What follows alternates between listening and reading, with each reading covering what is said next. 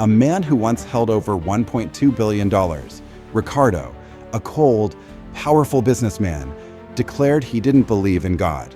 To him, everything in the world could be bought with money. Yet one day, he lost it all. No house, no car, no wealth, nothing but empty hands.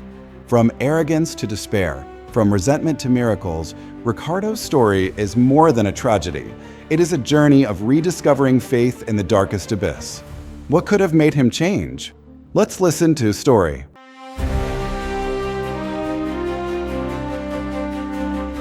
A fateful encounter golden light spilled over the long wooden table, glinting across the polished surface in the luxurious meeting room. The air was thick with tension. Everyone held their breath. This was not a $1 million contract signing, but a strange selection for a child ambassador, a place where money, power, and image had to blend into one. The doors swung open. Ricardo entered. His black suit was impeccably tailored. His shiny shoes echoed like church bells across the marble floor.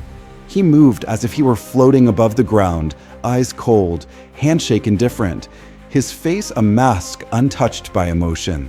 To Ricardo, everything had a price: faith, love, even people. At that exact moment, Lucia appeared, a delicate little girl with small but decisive steps. In her hands, an old silver cross gleamed under the light. Her eyes shone brightly, not with the glitter of money, but with the glow of unwavering faith.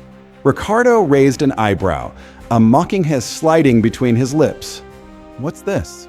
A little girl with a cheap trinket trying to persuade me with God? I only believe in one God, money. The room fell silent. Directors, assistants, everyone bowed their heads, too afraid to intervene. Lucia lifted her gaze, unshaken, her voice ringing clear and warm like a candle in a storm. Señor, God never abandons anyone. He has never abandoned you either. Her words struck down like a hammer on the icy wall Ricardo had built around himself. The entire room quivered.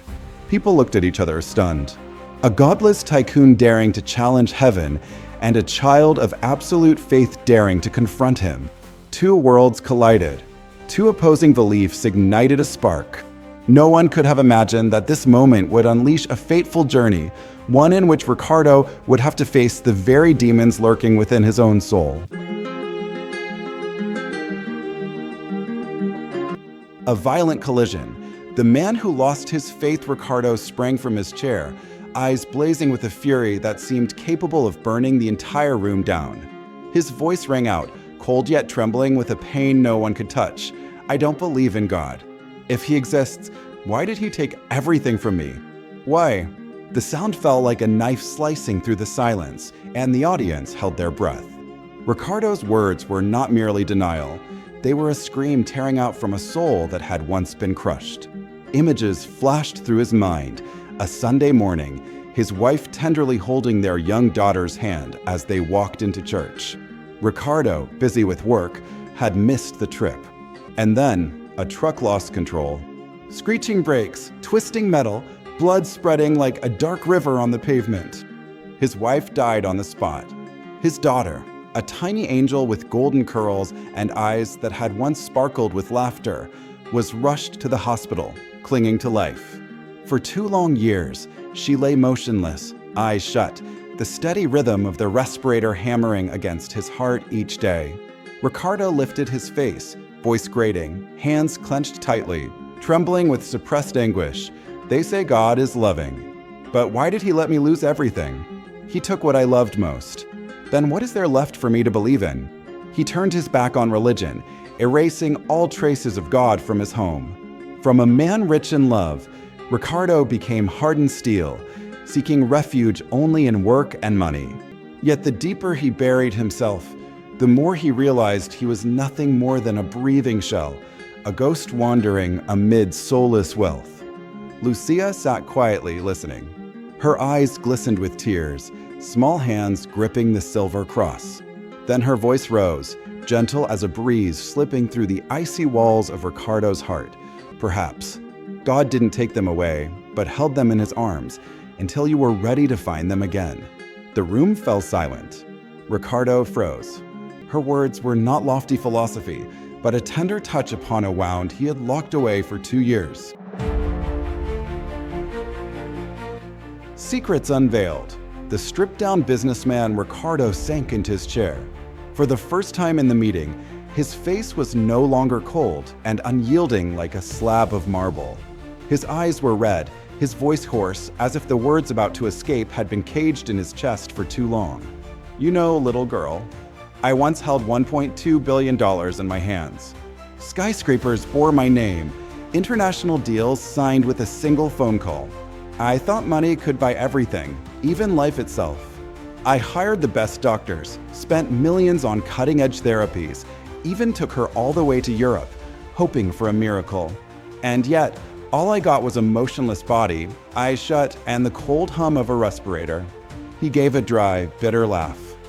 "I had the world, yet I couldn't save the one I loved. Everything I built was just a heap of meaningless bricks. I buried myself in work, day and night, collecting millions more. But the more I had, the more I realized I was an empty shell, soulless. I lost laughter, friends, and ultimately, myself." The room fell silent. Ricardo, once a man who made others tremble, now sat stripped bare, without armor, without mask. Lucia tilted her head, eyes gleaming, her voice clear as a knife slicing straight into his heart. "So, would you trade all that money for just one smile from your daughter?" A simple question, yet it struck like lightning in a clear sky. Ricardo froze. His hands trembled, clutching the arms of the chair. His chest heaved as if each breath had become a burden. For the first time in years, Ricardo found no answer. Before him was neither investor nor rival, but a tiny girl who had seen straight into his heart. And he, once untouchable, crumbled before the innocent. A turning point. Returning to the church that night, Ricardo wandered alone through the empty streets, his shadow stretching long across the sidewalks, like a lost soul searching for a path. For the past 2 years, he had avoided every church. The toll of bells had always made him turn away, as if a dagger had been thrust into his memory. Yet this time, his feet seemed drawn by an invisible force to the heavy wooden doors of the ancient cathedral. He stopped. Inside, candlelight shimmered through stained glass windows, painting ethereal streaks across the floor, like glowing wounds cutting through the night. Hymns echoed, deep, passionate, resonating in the hushed space. Ricardo took a deep breath and pushed the door open. It creaked, and in that instant, it felt as if the entire church had turned to look at him. But no one spoke. Only light and song embraced him. His steps were heavy, each one treading on his own pride and resentment. And then he knelt, his knees pressed against the icy stone. Tears fell for the first time in many years. No longer a powerful businessman, no longer an untouchable tycoon, just a broken man before the crucifix.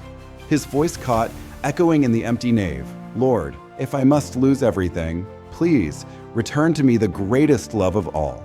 It was not a formal prayer, but a cry from the deepest abyss of his soul. In that moment, he no longer resisted. Ricardo collapsed before God, not out of failure, but because for the first time, he dared to reveal his true pain. The candle beside him flickered, the tiny flame dancing as if answering his words. And in that instant, Ricardo knew a door had opened in his heart.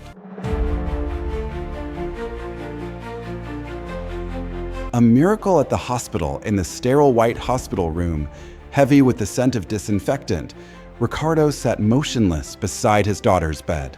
His trembling fingers clasped her tiny, icy hands. He leaned close, whispering through choked sobs, "You are the light of my life. I'm sorry for ever resenting God. I love you more than this life itself." And then, the unexpected miracle happened. The heart monitor beeped wildly, green lines flashing in rapid succession. Her heartbeat surged, like drums pounding directly into Ricardo's chest. A single tear shimmered down her pale cheek. Slowly, her eyelids fluttered, opening to the dim glow of the hospital lights. A frail, breathy voice cut through the silence. "Daddy, I dreamed I was playing in the Garden of Eden. God told me I had to come back because you need me." The world within him shattered into light. Ricardo sobbed, clutching his daughter tightly as if afraid to lose her again. In that moment, he truly believed in miracles. He was no longer the cold businessman with a meaningless $1.2 billion empire. He was simply a father, having rediscovered faith and reclaimed the greatest love of his life.